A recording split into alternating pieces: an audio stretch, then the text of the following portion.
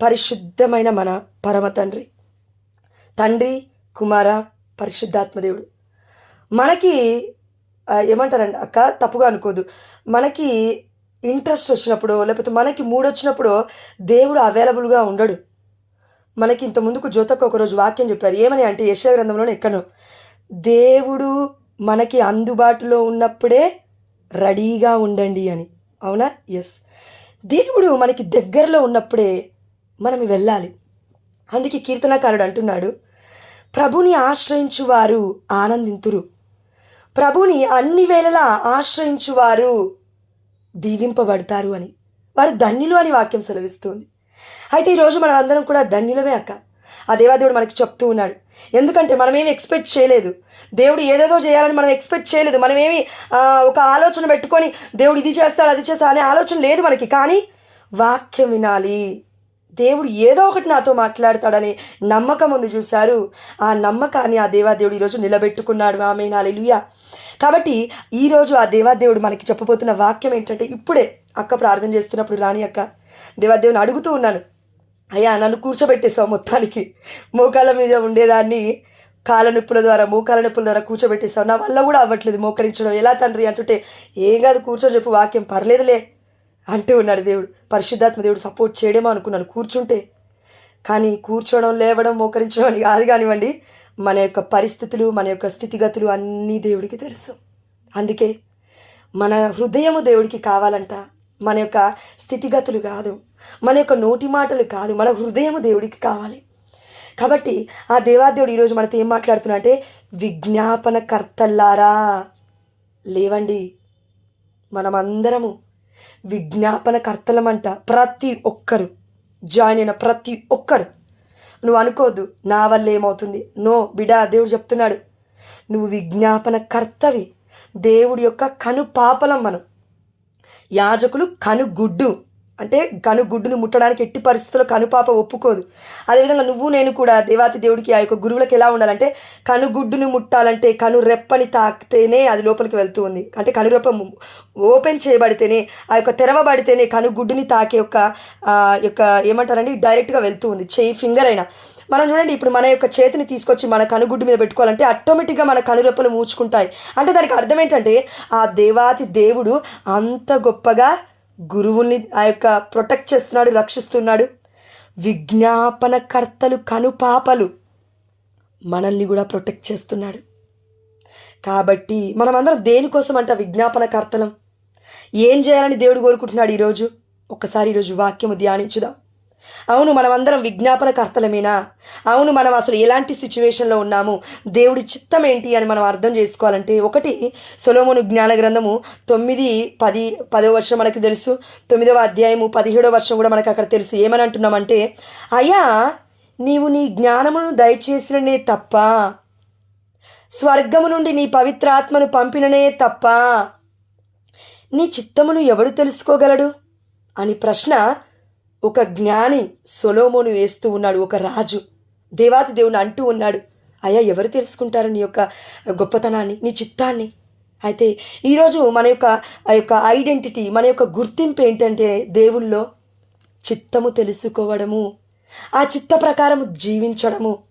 Maybe మనలో పుట్టు క్రైస్తవులు ఉండొచ్చు, అన్యులే అయి ఉండొచ్చు, ప్రొటెస్టెంట్ సహోదరి మనలే అయి ఉండొచ్చు, బిడ్డలు ఇప్పుడిప్పుడే వాక్యంలోకి వస్తూ ఉండొచ్చు. అమ్మా మనం అందరము దేవుడి బిడ్డలమే. అయితే దేవుడు అంటూ ఉన్నాడు, నీ యొక్క గుర్తింపు ఏంటి నాలో? ఇప్పటి వరకు అడిగావా ఎప్పుడైనా? ఫర్ ఎగ్జాంపుల్ అక్క, అంటే నన్ను నేను హైలైట్ చేసుకోవట్లే కానివ్వండి, ఒక్కటి, ఇప్పుడు మీరు ఎవరైనా నాకు పర్సనల్గా కాల్ చేసి, జోష్నా నీ గుర్తింపు ఏంటి, జోష్నా నీ పట్ల దేవుడికి ప్రణాళిక ఏంటి, అమ్మా దేవుడి చిత్తం ఏంటమ్మా నీ పట్ల, జోష్నా అని ఒక సిస్టర్ లాగా, లేదంటే మీ యొక్క ఆధ్యాత్మికమైన బిడ్డగా నన్ను ప్రశ్నిస్తే నేను చెప్తాను, దేవాదేవుడు నాకు చెప్పింది ఏంటి అంటే, చచ్చిపోయేంతవరకు దేవుడి పరిచర్యను విడిచిపెట్టకు. ముఖ్యముగా 3 విషయాలు: దేవుడి దాసురాలిగా, మరియ తల్లి ముద్దు బిడ్డగా, గురువులకి శిష్యురాలిగా. ఎక్కడికి వెళ్ళినా, నువ్వు కథోలిక శ్రీసభలో ఎక్కడికి వెళ్ళినా ఈ ముగ్గురిని అంటే ఆ దేవాదేవుని హైలైట్ చేసుకుంటాడండి. దేవుడి మహిమాది, నేనెవరిని హైలైట్ చేయడానికి? దేవాదేవుడు ఆటోమేటిక్గా గౌరవాన్ని పొందుకుంటాడు, దేవాదేవుడు ఆటోమేటిక్గా మహిమని పొందుకుంటాడు. ఎప్పుడు? దేవుడి చిత్తాన్ని చేసినప్పుడు. ఈరోజు మన ఆరోగ్యస్వామి ఫాదర్ కూడా ఇదే కదా చెప్పింది చర్చ్లో. దేవుని ప్రేమించడం అంటే ఏంటంట? దేవుడి మాటకి విధేయత చూపించుట, దేవుడి యొక్క ఆజ్ఞలకు లోబడుట. కాబట్టి ఈ లోబడటం అంటే ఏంటి అంటే, దేవుడి చిత్తం అంటే ఏంటి అంటే, మనకి గుర్తింపు అంటే ఏంటంటే, వీటన్నిటికీ ఒకటే ఆన్సర్ ఉంది. అదేంటి అంటే, దేవుళ్ళో ఈరోజు నువ్వు నేను ఏమై ఉన్నాము, నీకు నాకు దేవాతి దేవుడు ఇచ్చిన బాధ్యత ఏంటి? పరిచర్యనా? భార్యగా ఉన్నావా, భర్తగా ఉన్నావా, బిడ్డగా ఉన్నావా, కోడలుగా ఉన్నావు, what ever you may be right నా, నువ్వు ఎలాంటి సిచ్యువేషన్లో అయినా ఉండు, ఎలాంటి పరిస్థితుల్లో అయినా ఉండు, కానీ దేవుడి చిత్తమేనా అది? నిజంగా దేవుడి చిత్తాన్ని నువ్వు చేస్తూ ఉన్నావా అని ఆ దేవాదేవుడు ఈరోజు మనతో మాట్లాడుతూ ఉన్నాడు. అయితే విజ్ఞాపనకర్తకి దానికి సంబంధం ఏముందో తర్వాత లాస్ట్లో చూద్దాం మనం. బట్ ఇప్పుడు పరిశుద్ధాత్మ దేవుడు గుర్తింపు గురించి మాట్లాడుతున్నాడు. కాబట్టి ఈరోజు నన్ను మీరు అడిగితే నేను చెప్పాను, 3 మాటలు చెప్పాను. ఒకటే మాట కానీ 3. దేవుడి దాసురాలిగా, మరియ తల్లి ముద్దు బిడ్డగా, చచ్చిపోయేంత వరకు గురువులకి శిష్యురాలిగా. అంటే ఇదిగో గొప్ప బోధకురాలినని వద్దు నాకు. ఎక్కడ ఉన్న కథోలిక శ్రీ సభలో గురువుల్ని హింసించొద్దు, గురువుల్ని బాధ పెట్టొద్దు, మఠకన్యా స్త్రీల జోలి వెళ్ళొద్దు, వారి కాన్ని గుడ్డులు దేవుడికి, కాబట్టి వారిని ముట్టొద్దు. ఎక్కడికి వెళ్ళిన పరిశుద్ధాత్మ దేవుడు ఇది చెప్పమని చెప్పాడు.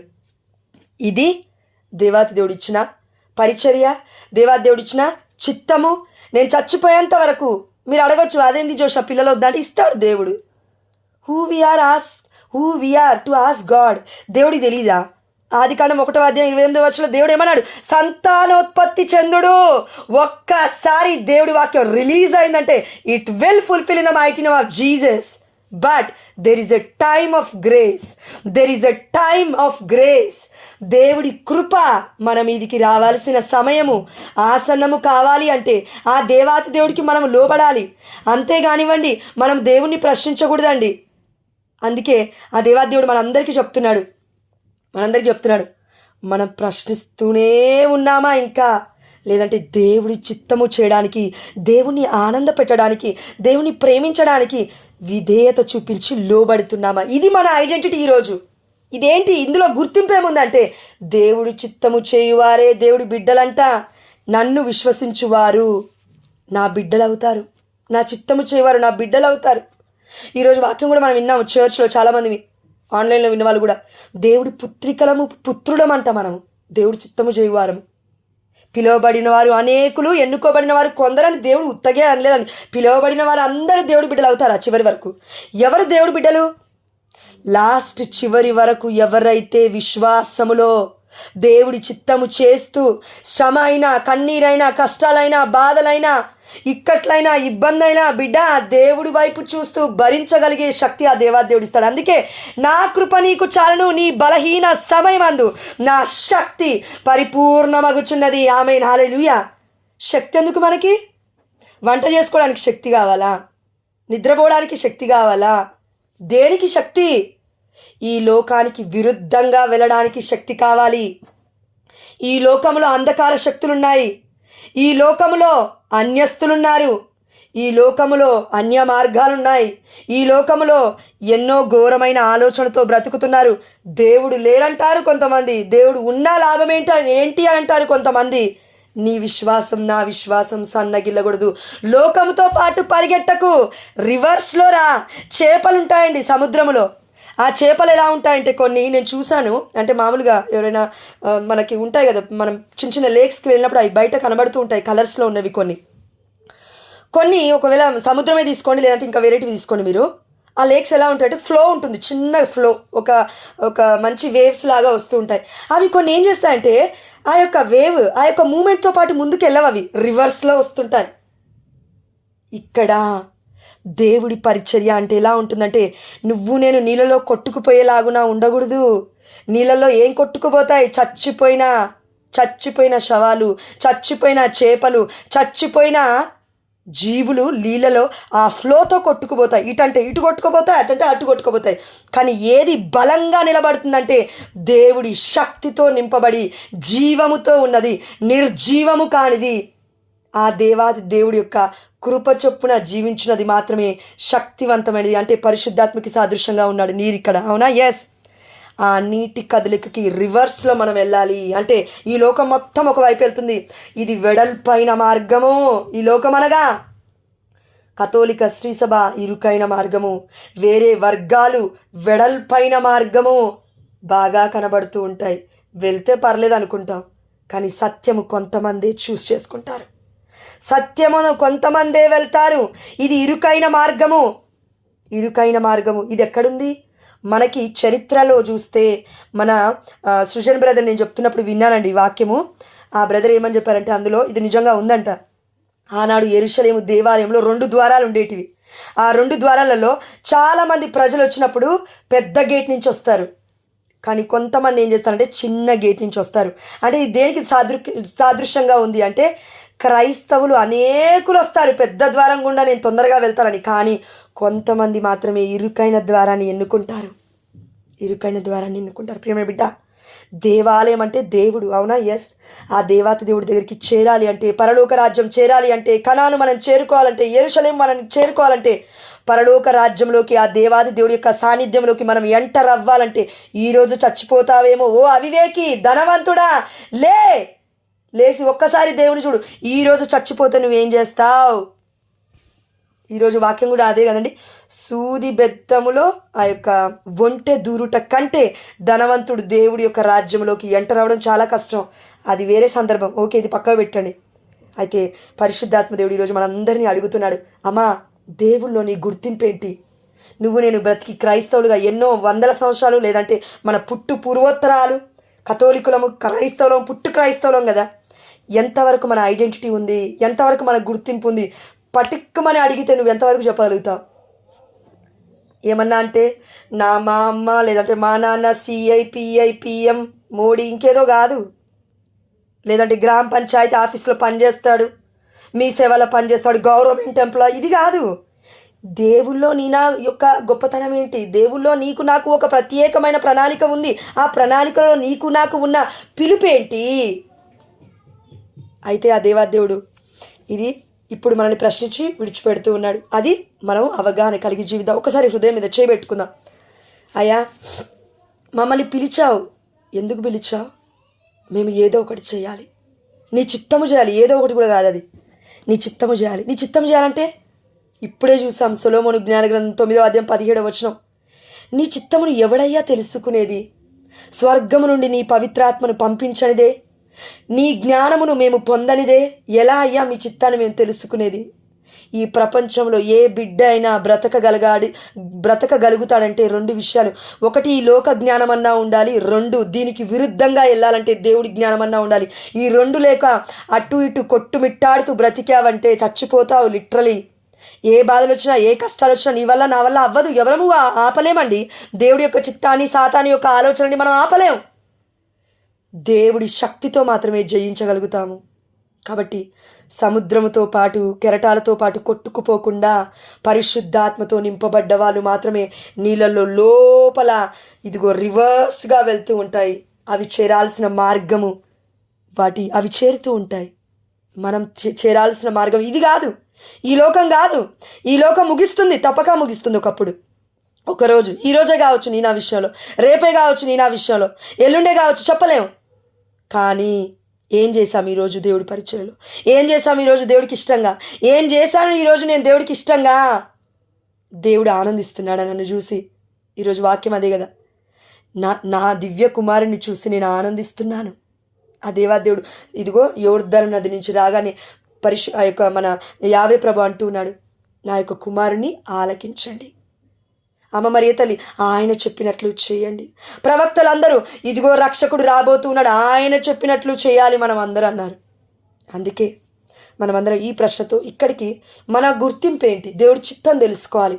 అది ఎలా తెలుసుకోవాలంటే ఎవరు చెప్పరు, బైబిల్ హోలీ స్క్రిప్చర్స్. నీకు నాకు దేవాతి దేవుడు జీవితం పెట్టాడు. ఎక్కడ పెట్టాడు? ఎక్కడో పరలోక రాజ్యంలో లేదు. ఇప్పుడు అది ఇక్కడ మన చేతులలో ఉంది, మన కళ్ళ ముందుంది.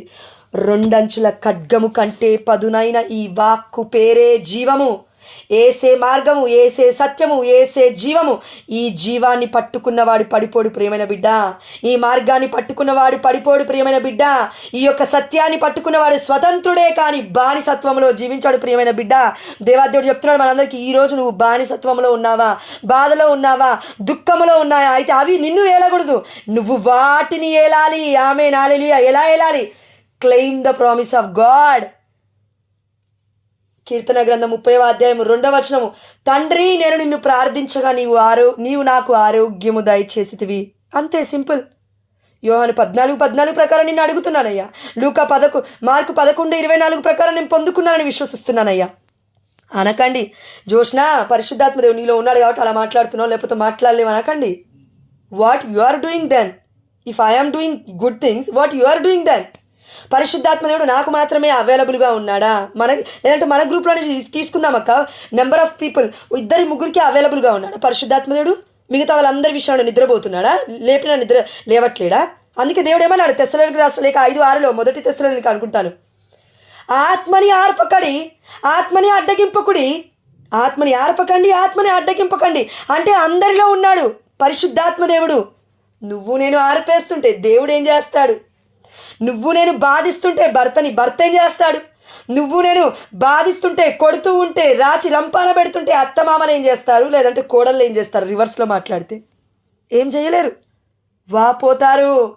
దేవుడు వారి కన్నీటిని చూసి మొరపెడితే, ఒకప్పుడు కుసుమాక చెప్పింది కదా, వాళ్ళ కన్నీరుని దేవుడు చూస్తున్నాడు, వాళ్ళ కన్నీరే మొరపెడుతుందంట దేవుని. జాగ్రత్త ప్రియమైన దేవుడు బిడ్డలారా. అయితే ఆ దేవాదేవుడు 8 అవుతుంది కాబట్టి మనకి గుర్తింపు, I am the child of God, నేను దేవుడి బిడ్డని. యేసయ్య ఏమన్నానంటే I am the light of the world అన్నాడు. అంటే ఏంటి? నేను ఈ లోకానికి వెలుగై ఉన్నాను. మళ్ళీ ఏమంటున్నాడు అంటే మీరు ఈ లోకానికి వెలుగై ఉన్నారంటున్నాడు. అదేవిధంగా ఇదిగో నాకు సమస్తము సాధ్యమే అన్నాడు యేసయ్య. మళ్ళీ అపోస్తులతో కొన్ని వాక్యాలు మన మత్తయి సువార్త, మార్కు, మన గాస్పల్స్లో చూస్తే మీకు సాధ్యమే విశ్వసిస్తే అన్నాడు. అదేమన్నారండి? Prayer can move the mountains. ప్రార్థన అన్నిటినీ కదిలిస్తుంది. అంటే అన్నిటినీ ఇన్ ద సెన్స్ పెద్ద పెద్ద పర్వతాలను కూడా కదిలిస్తుంది ప్రార్థన అంటే ఎన్నో ప్రార్థనలు ఉన్నాయి. విజ్ఞాపన ప్రార్థన ఉంది, స్తుతి ప్రార్థన ఉంది, చాలా ఉన్నాయి. కాబట్టి ఇప్పుడు ఆ ప్రార్థనలోకి మనం వెళ్ళట్లేం. కానీ బైబిల్ ఈజ్ అవర్ లైఫ్. మనకి జీవితము పరిశుద్ధ గ్రంథము. ఈ గ్రంథాన్ని పట్టుకున్న వాళ్ళం పడిపోం. ఇది నిజం, రాసిస్తాను నేను. ఒకప్పుడు నా పాప జీవితం నాకు తెలుసు. బయలు చేస్తే దేవుడు బ్రతకలేం మనలో ఏ ఒక్కరము కూడా మన పాప జీవితాన్ని బయట పెడితే. అందుకే ఆ దేవాదేవుడు ప్రతి ఒక్కరికి కూడా అన్నీ చెప్పడు. ఎందుకంటే ఎక్కడ పేరు పెట్టి పిలిచి నా బిడ్డలను అవమానపరుస్తాడు అని అన్నీ రివీల్ చేయడు దేవుడు. స్వస్థత కోసం రివీల్ చేస్తాడు అంతే, లేదంటే వేరే విషయాల కోసం రివీల్ చేస్తాడు అంతే. ప్రతి ఒక్క దగ్గర పాపాలు మొత్తం దేవాదేవుడు ఒక పాపపు జీవితాన్ని ఇంకొక పాపపు మనుషుల ముందు దేవుడు పెట్టడండి. మన దేవుడు నమ్మకస్తుడు, నమ్మదగినవాడు. ఒక్కసారి నా పాపం లిస్ట్ అవుట్ చేసేసి మన కళ్ళ ముందు ఒక కెమెరా లాగా చూపిస్తే బిడ్డలు ఏమైపోతారు? చచ్చిపోతారు. మన మానవులం, ఊరుకోదు మన నోరు. పరిశుద్ధాత్మతో ప్రేరేపింపబడప్పుడు బాగానే ఉంటాము, దాని తర్వాత పక్క పోతే మళ్ళీ వేరే మాటలు.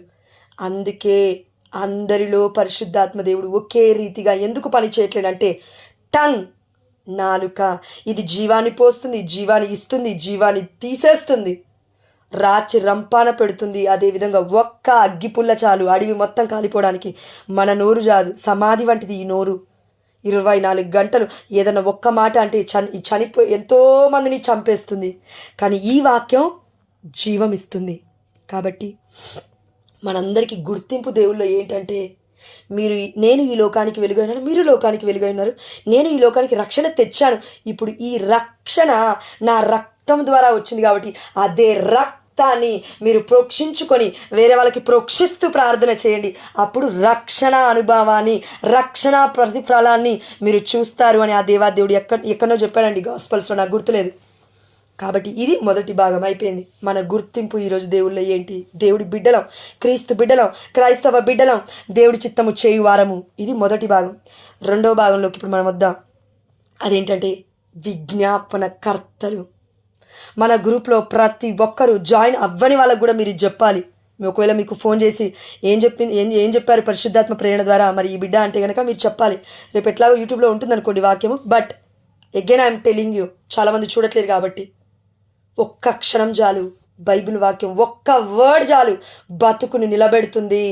ఒక్క వాక్యం చాలు, జీవాహారమును నేనే, వి కెన్ అలైవ్. ఎందుకంటే ఆ దేవాదేవుడు ప్రేరేపిస్తున్నాడు. పేతురు ఏమన్నాడండి, అందరు వెళ్ళిపోతున్నారు, యేసుప్రభువారు అన్నారు చివరికి ఆ మనసు నొచ్చుకొని అన్నాడు, ఇంతవరకు ఫుడ్ కోసం తిరిగారు నా వెనక, ఇప్పటి వరకు అద్భుతాలు పొందుకున్నారు, అన్నీ పొందుకున్నారు, ఇప్పుడు ఈ బిడ్డలు ఏం చేస్తున్నారంటే నన్ను విడిచిపెట్టి వెళ్ళిపోతున్నారు సత్యం మాట్లాడితే. కాబట్టి ఇప్పుడు ఆ దేవాతి దేవుడు వెళ్ళిపోతారా, వెళ్ళిపోండి, శిష్యులారా వెళ్ళిపోతారా, వెళ్ళిపోండి, అపోస్తులారా వెళ్ళిపోతారా, వెళ్ళిపోండి. పేతురు ఒక్క అడుగు ముందుకేసి అంటున్నాడు. పేతురు ప్రతిదానికి ఒక అడుగు ముందుకుంటాడండి. పరిశుద్ధ గ్రంథంలో మీరు చూడండి ఒకసారి, నాకు చాలా ఇష్టం ఈ క్యారెక్టర్. పేతురు ఎప్పుడూ ఒక అడుగు ముందుంటాడు. పౌలు గారు 14 లేఖనాలు రాశారు, గొప్పవారు. కానీ పేతురు ఎప్పుడూ ఒక అడుగు ముందుంటాడు. దేంట్లో అంటే తెలిసి తెలియకుండా మాట్లాడినప్పటికీ కరెక్ట్గా పరిశుద్ధాత్మ దేవుడు పలికిస్తూ ఉంటాడు. ఏమని అంటాడంటే, నిత్య జీవపు మాటలు కలవాడవయ్యా, నిన్ను విడిచి నేనెక్కడికి వెళ్తాను, ఎక్కడికి వెళ్తాను, నేను వెళ్ళను, నేను సముద్రములో నడుచుచున్న నా తోని నువ్వు ఉంటావు, నీటిలో మునిగిపోను, అగ్నిలో నేను కాలిపోను అని ట్రూత్, సత్యాన్ని నిజంగా కళ్ళకు కట్టినట్టుగా పేతురు చేసి చూపించాడు పరిశుద్ధమైన గ్రంథంలో. సముద్రములో అడుగు పెట్టాడు. ఏ బిడ్డ కూడా సముద్రంలో అడుగు పెట్టలేదు యేసయ్యతో పాటు, కానీ పేతురు అడుగు పెట్టాడు. అంటే దేవుని పరీక్షించడం కాదు పేతురు చేసింది ఇక్కడ ఈ పని. దేవుడి మీద నమ్మకముతో మొదటి అడుగు వేసావా, చాలు, ఇంకా we are success in our life. Victory in the name of Jesus, victory in the name of Jesus, victory in the name of Jesus, victory in the name of Jesus. Amen, hallelujah. దేవుడి ధ్వజమై ఉన్నాడు. మన నిర్గమ 14:14 ఎందుకు భయపడుతున్నావు, యుద్ధము యెహోవాదే, నేను కదలక మెదలక ఉంటాను అంటే కూర్చుంటాను తింటానని కాదు దానికి అర్థము, నిద్రపోతాను కాదు దానికి అర్థము, ఆత్మలో నేను వర్ధిల్లునే కొద్దీ అన్ని విషయములందు నేను వర్ధిల్లుతాను. కాబట్టి victory in the name of Jesus. చిన్న పాట పాడతాను. In the name of Jesus, in the name of Jesus, there is victory. In the name of Jesus, in the name of Jesus, there is victory. Yes, Lord, there is victory in your name. It's a precious name. యేసు నామానికి సమస్తము తల ఒగ్గాల్సిందే, మోకాలు వంచాల్సిందే, స్తుతులు అర్పించాల్సిందే, త్రికాల స్థితుడు అని స్తుతించాల్సిందే. ముల్లోకములో ఉన్న ప్రతి ఒక్కటి నరక శక్తులతో సహా ఆ యేసు నామానికి గజగజ వణకాల్సిందే. మరి మనం ఎందుకు వణకట్లేం? స్వస్థత కోసం ఇప్పుడు మొదటి భాగం అయిపోయిందండి, రెండో భాగంలో ఎంటర్ అవుతున్నాము. అదేంటంటే స్వస్థత కోసం ఎంతోమంది బిడ్డలు ముందుకు వస్తూ ఉన్నారు. ఆ సమయంలో ముందుకు రాకపోయినప్పటికీ దేవాది దేవుడు యేసుప్రభువు వారు పర్వతం మీదకి ఎక్కి ప్రసంగం ముగించగానే కిందికి వస్తున్నప్పుడు ఆ యొక్క వ్యక్తులలో ఉన్న దెయ్యాలు వణికిపోతూ అంటూ ఉన్నాయంట, సర్వోన్నతుడవి దేవుని కుమారుడవు నీవేళ మా దగ్గరికి వచ్చున్నావు. అసలు యేసయ్య పోనే పోలేదు వాళ్ళ దగ్గరికి ఇంకా అప్పుడు, కానీ మొత్తుకుంటున్నాయి దెయ్యాలు సైతం మొత్తుకుంటున్నాయి, దేవుడి శక్తిని గ్రహిస్తున్నాయి. మనం గ్రహించలేకపోతున్నాం ఈ రోజులలో. ఇన్ని రోజుల నుంచి మనం వాక్యం ఉంటున్నాం, మనలో శక్తి లేదు, నిర్జీవం ఉంది, నిరాశ ఉంది, నిస్పృహ ఉంది. ఇంక నా వల్ల ఏమవుతుందిలే, ఇంక నేనేం చేస్తానులే, ఇక వద్దులే, ఎవరో చూసుకుంటారులే. అమ్మా, దేవుడు నీకేదో ఇచ్చాడు ప్రణాళిక, అదెవరు చేస్తారు? పక్కింటోళ్ళు చేస్తారా వచ్చి? ఈరోజు ఒక గొప్ప మాట చెప్తానక్క, గొప్ప ఎక్స్పీరియన్స్ నాకు ఇది. ఈరోజు పొద్దున ఉదయకాల సమయంలో వంట చేస్తూ ఉన్న సమయంలో ఏం జరిగిందో చెప్తాను. నేను ఒక పాట పాడుతున్నాను. పేతురు ప్రార్థించగని ఆత్మను దింపితివి, నే పాడు చోటెల్లా దిగిరాదేవా. పేతురు ప్రార్థింపగని ఆత్మను దింపితివి, నే పాడు చోటెల్లా దిగిరాదేవా. ఈ పాట పాడుతున్నాను వంట చేసుకుంటూ. మా ఆయన అక్కడక్కడే తిరుగుతూ ఉన్నాడు, ఏదో పని చేసుకుంటూ ఉన్నాడు, తన యొక్క ఆఫీస్ వర్క్స్ ఏదో చేసుకుంటూ చూస్తూ ఉన్నాడు. అయితే సడన్గా ఒక వాటర్ చుక్క నా మీద ఒక వాటర్ డ్రాప్ పడింది కరెక్ట్గా సెంటర్ ఆఫ్ ద హెడ్లో. ఇక్కడ ముందు నుంచి కారుతుంది, ఫోర్ హెడ్ నుంచి, నుదురు నుంచి కారుతుంది. దేవుడు నన్ను అభిషేకించాడు అనుకున్నాను. ఇలానే అనుకున్నాను. మీరు ఏమన్నా అనుకోండి, నవ్వండి నవ్వకండి ఏమన్నా, కానీ నేను చెప్పాలి ఈ విషయం. Because I experience the grace of God. ఒక వాటర్ చుక్క ఇంట్లో వంటింట్లో చేస్తూ ఉంటే పడింది. అప్పటికి వర్షమేం లేదు, పడింది. అనగానే నేను మా ఆయన్ని పిలిచాను. అయ్యా ఇట్రా ఇట్రా ఇట్రా అంటే ఏంటి అన్నాడు. ఇగో చూడు వాటర్ చూడు ఫోర్ హెడ్ పైన. నేను పేతురు ప్రార్థింపగా నేను ఈ ఆత్మను దించితివి, నేను ప్రార్థించిన చోటెల్లా దిగిరా దేవా, ఇర్మియాని అభిషేకించిన తండ్రి నన్ను అభిషేకించావు అని నేను చెప్తూ ఉన్నాను. ఆ సమయంలో చిన్న వయసులో అభిషేకించిన ఇర్మియావలే ఈ చిన్న దానిని అభిషేకించు. ఈ పాట పాడి ముగించేలోపే నాకు అభిషేకం వచ్చింది అంటుంటే మా ఆయన నడు ఏ పిచ్చి పైన చూడనేసి. ఏమైందయ్యా అంటే వాటర్ కారుతున్నాయి, అది లీక్ అవుతుంది, క్రాక్స్ పడ్డాయి వంటింట్లో. అంటే ఎవరి విశ్వాసం వారిది, ఎవరి నమ్మకం వారిది. దేవుడు దర్శించాడు వాక్యం ద్వారా అని నువ్వు అనుకున్నావంటే నిజంగా దర్శించడం కాదు, అంతకన్నా గొప్ప కార్యమే చూస్తావా. ఆమె హల్లెలూయా. దేవుడు ఏం మాట్లాడుతున్నాడు అనుకున్నావా, అంతే ఉంటుంది. ఇంకా ఏడ్చావులే, మా ఆయన అన్నాడు కదా, ఏడ్చావులే పైన చూడు. ఇలా అంటాడు సాతానుగాడు, ఏడ్చావులే పక్కన చూడు, పక్కింటి వాళ్ళని చూడు, వెనకింటి వాళ్ళని చూడు, బంగ్లాలు కడుతున్నారు, కార్లు కొంటున్నారు, నువ్వేం కొన్నావు అంటాడు సాతానుగాడు. నీ బొంద నువ్వేం కొనలేదు అంటాడు. వాడి వల్ల అసలు ఏమీ అవ్వదు, మాట్లాడడం తప్ప వాడు ఏం చేయలేడండి. ఇది నిజం. టెటలాస్టై, ఇట్ ఈస్ ఫినిష్డ్ అని మన సాజిద్ బ్రదర్ గారు ఎందుకు ప్రకటిస్తున్నారు? మరియ తల్లి మధ్యస్థ ప్రార్థన అక్కడుంది, దేవాతి దేవుడు మనతో ఉన్నాడు. ఇంకేంటి మనకి? ఇంకెంతమంది ఉండాలి మనతో? ఒక్కరు చాలండి. నేను ఇంకొక విషయం కూడా చెప్తాను ఈ సందర్భంలో. ఆ దేవాదేవుడు ప్రేరేపిస్తున్నాడు కాబట్టి. మొన్నటి రోజున ఒక ఫాదరు జహీరాబాద్కి రమ్మన్నారు. ఇక్కడ నుంచి 130 నుండి 140 కిలోమీటర్లు ఉంది. ఇక్కడ నుంచి 2.5 గంటలు చూపిస్తుంది. నేను మా ఆయన అడిగాను, అయ్యా మరి వస్తావా, సండే వస్తుంది అని అంటే, ఊరికే తిప్పుతావు నన్ను అన్నాడు. ఓకే నో ప్రాబ్లం, దేవుని ప్రార్థిస్తా, ఒప్పుకుంటావు ఆ టైంకి వస్తావులే అని నేను మనసులో అనుకుంటున్నాను. నేనేం చెప్పలేదు, దానికి కంపెల్ చేయలేదు, నేను బలవంతం పెట్టలేదు. అయితే ఫాదర్ మెసేజ్ పెట్టారు నాకు ఎమ్మటే మళ్ళీ 1 డే తర్వాత, అమ్మ come along with your team అన్నాడు. ఫాదర్కి తెలియదు కదా, ఎక్కడో యూట్యూబ్లో వాక్యం చూసి పెట్టారు మెసేజ్. అంటే ఫాదర్ అనుకుంటున్నాడు నాతో పాటు ఒక పెద్ద టీం ఉన్నారు. నిజమే, మనం అందరం టీం, కానీ నాతో పాటు ఎంతమంది వస్తారు అంత దూరం? సడన్గా ఒక కాల్ వచ్చింది, కరీంనగర్కి రమ్మంటారు, లేదంటే ఇంకెక్కడికైనా రమ్మంటారు, ఎంతమంది వస్తారు నాతో పాటు? ఒక్కరన్నా రాగలుగుతారా? జోష్నా కుటుంబం ఉందిరా, నీకు పిల్లలేరమ్మా, నాకు పిల్లలు ఉన్నారు అంటారా? Okay, will see the will of God in future. చూద్దాం ఆ దేవాదేవుడు ఎలా చూపిస్తాడో, ఎలా బలపరుస్తాడో, ఇంకా చూద్దాం. పిల్లలు ఉన్నప్పటికి కూడా ఎలా చూపిస్తాడో ఆ దేవాదేవుడు మార్గాన్ని చూద్దాం. కానీ నేనేమంటున్నా అంటే, మనమందరం విజ్ఞాపన కర్తలు అనడానికి కారణం ఏంటంటే, నేను ఇక్కడి నుంచి బయలుదేరుతాను, నేను బయలుదేరక ముందే ప్రార్థనలు చేస్తారు. అదొక్కటి చాలదా నాకు? మీరందరు రావాలా నాతో? ఫిజికల్గా రావాలా? అవసరత ఉందా?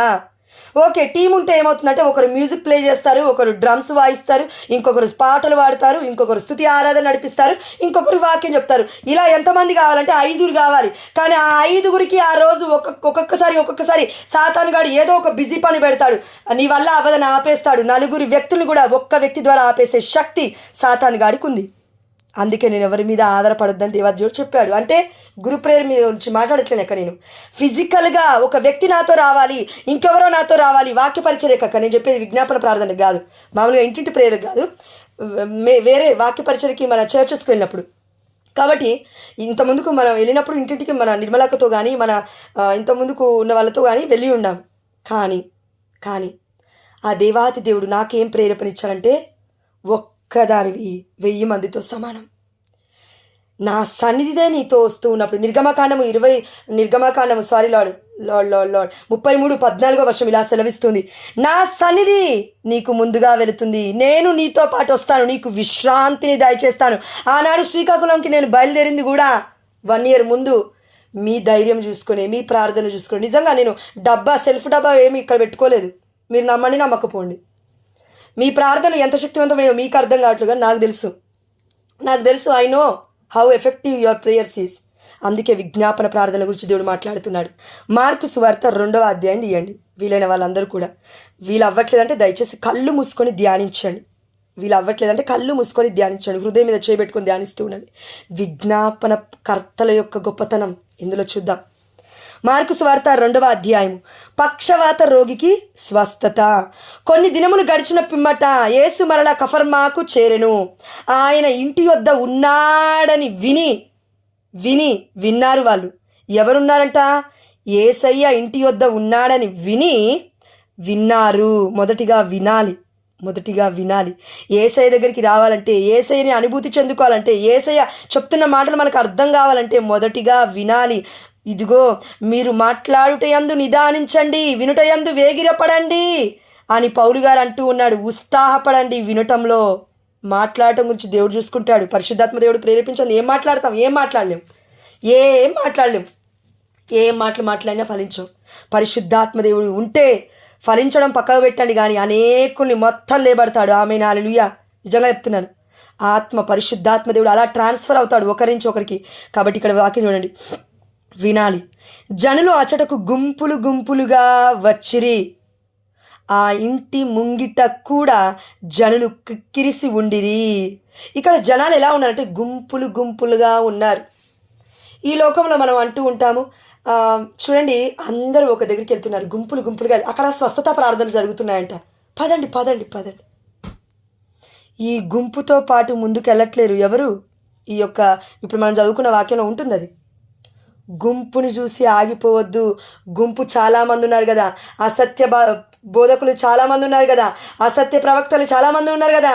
కథోలిక శ్రీ సభలో లే పీపుల్కి అంటే కామన్ సాధారణ యొక్క వ్యక్తులకి నేను ఒక అమ్మాయిని, నేను ఒక అబ్బాయిని, నా వల్ల కాదేమో, లేదంటే గురువులు ఛాన్స్ ఇవ్వరు, లేదంటే ఎక్కడా కూడా మాట్లాడనివ్వరు అని అనుకుంటే తప్పే.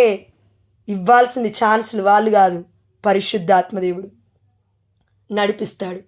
బలంగా అభిషేకించి బలంగా నింపి పిలుస్తాడు. రెడీగా ఉండు. వాక్యం సెలవిస్తుంది, ఇదిగో మీరు నీతి అనే వస్త్రాన్ని ధరించండి. అది ఎలా ఉండాలంటే రక్షణ కవచము లాగా ఉండాలి. అదే హెల్మెట్ అంటే రక్షణ కవచం ఉందండి, ఎక్కడో నేను చూశాను బైబిల్లో. అదేవిధంగా తోలు దట్టిని బిగించుకొనండి ప్రతి మార్గానికి. దేవాదేవుడు చెప్పలేదా 72 మంది శిష్యులు పంపిస్తున్నప్పుడు మీరు నడుముకి దట్టిని కట్టుకొనండి. దట్టి అనగా వాక్యము. Hearts on fire, feet on the move అంటే ఏంటంటే మన గుండెలో ఎప్పుడు పరిశుద్ధాత్మదేవుడు రగులుతూనే ఉండాలి. మన పాదములు ఎప్పుడూ కూడా రెడీగా సిద్ధముగా ఉండాలి దేవుడి చిత్తము చేయడానికి.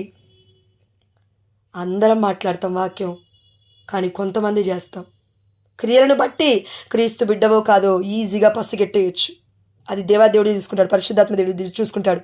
కాబట్టి ఇక్కడ 2వ వర్షంలో కిక్కిరిసి ఉన్నారు. అనేకులు ఆ మార్గం గుండా వెళ్తున్నారు, వర్గాల గుండా వెళ్తున్నారు. కొంతమందే వస్తున్నారు. ప్రతి ఆదివారం మాత్రమే వస్తున్నారు కథోలిక శ్రీ సభకి, రోజు వెళ్ళట్లేరు. అదే వర్గాలకైతే రోజు వెళ్తారే, అదే వర్గాలకైతే ఉపవాస ప్రార్థనలకు వెళ్తారే. వెళుతుంది ఉపవాస ప్రార్థనలకా? బ్యానర్లో ఉన్న ఫుడ్ కోసమా? బ్యానర్లో ఉన్న ఆహారం కోసమా? బ్యానర్లో ఉన్న ఆ యొక్క కింద పెడతాడు ఆత్మీయ ఆహారము అవైలబుల్ ఉంటుంది మీకు. ఆత్మీయ ఆహారం, ఇదే ఆత్మీయ ఆహారం. నా బొందా ఏముంది ఆడ ఆత్మీయ ఆహారం? దేవాది దేవుడు లేకుండా ఏ ఆత్మీయ ఆహారం ఇస్తున్నావయ్యా నువ్వు? దేవుడు అడుగుతాడు, బిడ్డ నిన్ను ఒకరోజు దేవుడు ముందు నిలబడాలి. ఏ ఆహారం కావాలి నీకు? ఏ ఆహారం కావాలండి? ఉపవాస ప్రార్థనలు మనం ఉంటూ ఉంటాం ఒక్కొక్కసారి, కానీ ఒక్కొక్కసారి కొన్ని చర్చెస్కి వెళ్ళినప్పుడు వాళ్ళు ఆహారాన్ని పెడుతూ ఉంటారు. చర్చి దగ్గర కావాలి కాబట్టి తింటా అంటావా? లేదు, ఉపవాసం ఉన్నావా? ఉపవాసం ఉండాలి అంతే ఖచ్చితంగా. వాళ్ళు పెట్టారు ఫుడ్, వీళ్ళు పెట్టారు, ఇంకెవరో పెట్టారు, నేను తింటాను. గా టెంప్టేషన్ కూడా తట్టుకోలేవా? ఆ యొక్క శోధన కూడా తట్టుకోలేవా? మళ్ళీ దేవుడికి నీకు దేవుడు గొప్ప కార్యాలు చేయాలి. మళ్ళీ శోధన తట్టుకోవడం అవ్వదు. తిండి వరకే, తిండి దగ్గరే, నోటి దగ్గరే. శరీర బాధల వరకు పోవద్దు మనం, అంత పెద్ద బాధల వరకు మనం ఏం వెళ్ళొద్దు. తిండి దగ్గర కూడా నోరు కట్టుకోలేము, టీ దగ్గర కూడా నోరు కట్టుకోలేము, కాఫీ దగ్గర నోరు కట్టుకోలేము. బయట వ్యక్తులతో మాట్లాడద్దన్నప్పుడు పరిశుద్ధాత్మదేవుడు గడగడగడగా మాట్లాడతాం, అవసరం లేదంటాడు కానీ మాట్లాడతాం. మనం ఎక్కడ ఎప్పుడు ఏం చేస్తున్నామో దేవాదేవుడు చూస్తున్నాడు. కాబట్టి దేవుడు ఏమంటున్నాడు అంటే, అనవసరంగా మాట్లాడి ఎంతోమంది ఉసుగొలిపి అస్తవ్యస్తంగా చేస్తున్నాం కదా కుటుంబాలని. అవసరమైన మాటలు మాట్లాడరాదు, పరిశుద్ధమైన గ్రంథం చదవరాదు, పరిశుద్ధాత్మ దేవుడు పలికిస్తున్న పలుకులు పలకరాదు. కుటుంబాలు ఫలిస్తాయి కదా, కుటుంబాలు నిలబడతాయి కదా, కుటుంబాలు దీవించబడతాయి కదా. ఒక్క వాగ్దానం ఎత్తి ప్రార్థించి ఇప్పటి నుంచి ప్రియమైన బిడ్డ నీ వల్ల కాకపోతే ఇదే అడుగు దేవుడు ఒకటే, ఆదికాండం 12వ అధ్యాయం 2వ వచనం రాసుకో కావాలంటే. ఆదికాండం 12వ అధ్యాయం 2వ వచనం, నేను నిన్ను దీవింతును, నీవు దీవెనకరంగా ఉందువని వాగ్దానం ఇచ్చిన తండ్రి యేసు నామములో నేను ఈ కుటుంబాన్ని దీవిస్తున్నాను, దీవించబడునుగాక. చెప్పు కుటుంబం పేరెత్తి. ఆమేన్, హల్లెలూయా. ఎందుకు దీవించాడు దేవుడు? తప్పక దీవిస్తాడు. అంత శక్తితో, పూర్ణ హృదయముతో, పూర్ణ బలముతో, పూర్ణ ఆత్మతో, పూర్ణ శక్తితో నీవు దేవుణ్ణి గట్టిగా పిలిచి స్తుతించి ఆరాధించి ఒకటి ప్రామిస్ క్లెయిమ్ చేసి అడిగినప్పుడు ఎందుకు చేయడు? దేవుడు తప్పక చేస్తాడు. ఈరోజు నేను మన జోసెఫ్ ఫాదర్ వాక్యం చెప్తుంటే విన్నానక్క. మరియ తల్లికి దేవాతి దేవుడు లోబడిపోయాడంట. ఇది కూడా తప్పంటారా ఏంటి? ఇప్పుడు మళ్ళీ ఫాదర్ చెప్పారు వాక్యం. మరియ తల్లికి దేవాతి దేవుడు తండ్రి కుమార పరిశుద్ధాత్మ దేవుళ్ళు లోబడ్డారంట. అది ఎలా అర్థం చేసుకోవచ్చు అని చెప్పొచ్చా? పాత నిబంధనలో మోషేకి దేవాతి దేవుడు లోబడ్డాడా లేదా? పాత నిబంధనలో అబ్రహాముకి దేవాతి దేవుడు లోబడ్డాడా లేదా? ఇదిగో అబ్రహాముకు చెప్పకుండా నేను ఎలా ఈ సొదొమ గొమొర్రాని కాల్చేసేది, అగ్ని గంధకాలు కురిపించేది. అయితే ఒక్కసారి నా ప్రవక్తకి, నా బిడ్డకి చెప్తానని దేవుడు పరమందున్న తండ్రి అబ్రహాముతో మాట్లాడి చెప్తున్నాడు. అందుకే కదా లోతు కుటుంబాన్ని కాపాడింది. మోషేతో మాట్లాడుతున్నప్పుడు దేవుడు ఏమన్నాడు? మోషే కంటే మానవులందరూ, అప్పటి వరకు అండి, ఇప్పటి వరకు అని కాదు దానికి అర్థము. కొత్త నిబంధన అప్పటికి రాలేదు కాబట్టి, పాత నిబంధన వరకు మోషే అందరి ప్రవక్తల కంటే అధికుడు. అందరితో కళ ద్వారా దర్శన ద్వారా నేను మాట్లాడతాను, కానీ ఇతనితో నేను డైరెక్ట్గా మాట్లాడతాను. దేవుడు రూపాన్ని చూశాడని బైబిల్లో ఉంది. ఈరోజు నేను చెప్పిన వాక్యంలో, మొన్నటి రోజున దివ్యవాణిలో చెప్పిన వాక్యంలో ఉంది. రాసుకోండి, లేదంటే చూడండి ఒకసారి వాక్యం. కాబట్టి ఆ దేవాదేవుడు ఏం చెప్తున్నాడంటే ఈ సందర్భంలో మనకి విజ్ఞాపన ప్రార్థన చేశాడు అబ్రహాము. ఆ సమయంలో మోషే విజ్ఞాపన ప్రార్థన చేశాడు. ఎక్కడ? పాములు కరిచి కరిచి చంపేస్తున్న ఇజ్రాయెల్ ప్రజల్ని. 20,000 మంది కంటే ఎక్కువ పొట్టు చచ్చిపోయారు దేవుని దూషించినందులకు. యావే దేవుడి యొక్క ఆగ్రహము, కోపము, ఉగ్రుడై వారి మీద కురిపించినందుకు. దివ్య మందసాన్ని పట్టుకున్నప్పుడు ఉస్సా చచ్చిపోలేదా? చచ్చిపోయాడు. దేవుడి మాటకి అవిధేయత చూపిస్తూ ఉన్నారు. కానీ ప్రవక్తలు ఎప్పుడైతే దేవుడికి విధేయత చూపించి ప్రార్థన చేసి అయ్యా బిడ్డల పాపాలను క్షమించప్పుడు పాపాలు సైతం దేవుడు క్షమిస్తున్నాడు. ప్రవక్తకి దేవుడికున్న సంబంధము, అనుబంధం ఎలాంటిది తెలుసా? It's a friendly relationship. It's a friendly relationship. మీరు నా బానిసలు అనబడరు, నా స్నేహితులు అనబడతారు అని యేసయ్య అనలేదా? కొత్త నిబంధనలు అన్నాడు. కాబట్టి ఇదిగో చనిపోయిన లాజరు యేసయ్యకి స్నేహితుడంట. యేసయ్య కన్నీరు కార్చాడు. చూడండి, యేసయ్య ఏడుస్తాడా? అవును, ఏడుస్తాడు. నా బిడ్డ ఏది? నా స్నేహితురాలేది? నా స్నేహితుడేడి? ఈరోజు నా దగ్గరికి రాలేదేంటి? చర్చికి రాలేదేంటి? నా ముందు కనబడలేదేంటి? యేసయ్య దివ్య మందసం నుండి ఎలా చూస్తుంటాడు తెలుసా మనల్ని? 1000 కళ్ళతో ఎదురు చూస్తూ ఉంటాడు. అమ్మ మరియ తల్లి మధ్యస్థ ప్రార్థన ఎలా ఎదురు చూస్తుంది తెలుసా? తన కొంగు పట్టుకొని నా బిడ్డ వస్తే ఎప్పుడు కప్పుదామా, ఎప్పుడు ఆలింగనం చేసుకుందామా అని చూస్తూ ఉంటుంది. పాదాల దగ్గర కాదండి దేవుడు మనకి స్థానం ఇచ్చింది, తన హృదయంలో, గుండెలో ఇచ్చాడు. మనం ఇంకా పాదాల దగ్గరే అడుక్కుంటున్నాం. అయ్యా అయ్యా అయ్యా అయ్యా నన్ను దీవించు దీవించు. ఆవిడ అడుక్కుంటున్నాను. Beggar, you are not beggars. అవును, ఒక అందుకు బెగ్గర్స్మే, అడుక్కోవాల్సిన వాళ్ళమి. కానీ మన ప్రార్థన ఇప్పటికీ అక్కడే ఉందా? మన సాజిద్ బ్రదర్ చెప్తానని గొప్పగా చెప్తాడు బిడ్డ. నేను ఇప్పుడు చూడట్లేను కానివ్వండి, ఇంతకుముందు చూశాను 2-3 వీడియోలు.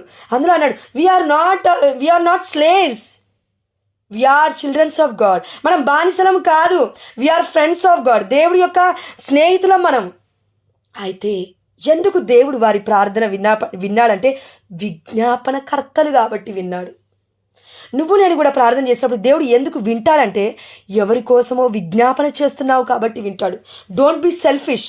స్వార్థముతో ప్రార్థన చేయకు. ఇప్పుడు జోష్నకి గర్భఫలం కావాలి, విద్యాసాగరి జోష్న దంపతులకి గర్భఫలం కావాలి. రోజు గ్రూప్లో జాయిన్ అయ్యి 32 మందికి నేను చెప్పాలి, జోష్న కోసం విద్యాసాగర్ కోసం ప్రేయర్ చేయండి, గర్భఫలం పొందుకోవాలి. ఇదా ప్రార్థన? నిజంగా ఇది ప్రార్థన అంటారా దీన్ని? దేవుడు తెలియదా? దేవుడు పిచ్చోడా? దేవుడు తెలీదా? ఎలా పిలిచాడో తెలీదా? పిలువబడిన వారు అనేకులు, ఎన్నుకోబడిన వారు కొందరే అంటే అర్థం ఇదేనా? ఇచ్చాను ఆల్రెడీ, నువ్వు పొందుకోవాలి. వాగ్దానం ఎత్తిపట్టి ప్రార్థించి పొందుకోవాలి, అంతే. ఉన్నాయి బైబిల్లో ప్రతి వాక్యంలో ఫలాలే ఉన్నాయి, ఫ్రూట్సే ఉన్నాయి, శాపాలు లేవమ్మా. ఇవి శాపాలు కాదమ్మా, అవిధేయతలకు మాత్రమే శాపాలున్నాయేమో. పాత నిబంధనలో కొత్త నిబంధన మొత్తం మార్చేసింది ప్రపంచాన్ని. యేసు ఇదిగో కొలస్సీలకు రాసిన లేఖ అనుకుంటానక్క 2వ అధ్యాయం 15వ వచనం అక్కడ సెలవిస్తూ ఉంది.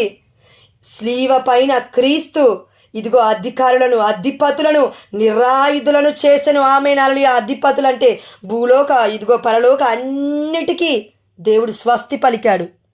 ఇప్పుడు మనందరికీ ఫ్రూట్ చెట్టు దగ్గరికి వెళ్ళి ఫలాలను తీసుకోవడమే. సింపుల్. నువ్వు నీళ్ళు పోయాల్సిన అవసరం లేదు, ఏమీ లేదు. దేవాదేవుడు అన్ని సంపాదించి పెట్టాడు, ముందే పెట్టాడు. వాక్యము, ఇదే వాక్యము.